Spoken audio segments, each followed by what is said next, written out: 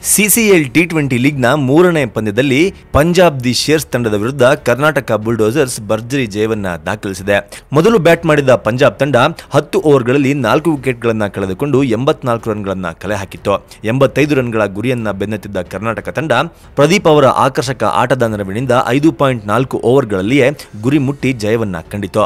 ಕರ್ನಾಟಕದ ಪರ 18 ಎಸೆತಗಳಲ್ಲಿ 34 ರನ್ಗಳನ್ನು ಬಾರಿಸಿದ ಪ್ರದೀಪ್ ಅವರು ಪಂದ್ಯ ಪುರುಷೋತ್ತಮ ಪ್ರಶಸ್ತಿಯನ್ನ ಪಡೆದುಕೊಂಡರು.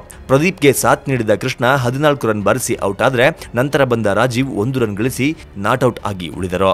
ಅದಕ್ಕೂ ಮುಂಚೆ ಬೌಲಿಂಗ್ ಮಾಡಿದ್ದ ಕರ್ನಾಟಕ ತಂಡದ ಪರ ಕಾರ್ತಿಕ್ ಜಯರಾಮ್, ಪ್ರಸನ್ನ, ಚಂದನ್ ತಲಾ 1 ವಿಕೆಟ್ ಪಡೆದು ಮಿಂಚಿದ್ರು. ಸೋನು ಸೂದ್ ನಾಯಕತ್ವದ ಪಂಜಾಬ್ ತಂಡ 37 ಹೆಚ್ಚುವರಿ ರನ್ಗಳನ್ನು ನೀಡಿ ಸುಲಭವಾಗಿ ಕರ್ನಾಟಕ ತಂಡಕ್ಕೆ ಶರಣಾಯಿತು. ನಾಯಕತ್ವ ತೊರೆದು ಸುದೀಪ್ ಆಟಗಾರನಾಗಿ ಮೊದಲ ಪಂದ್ಯವಾಡಿದ್ದು ವಿಶೇಷ.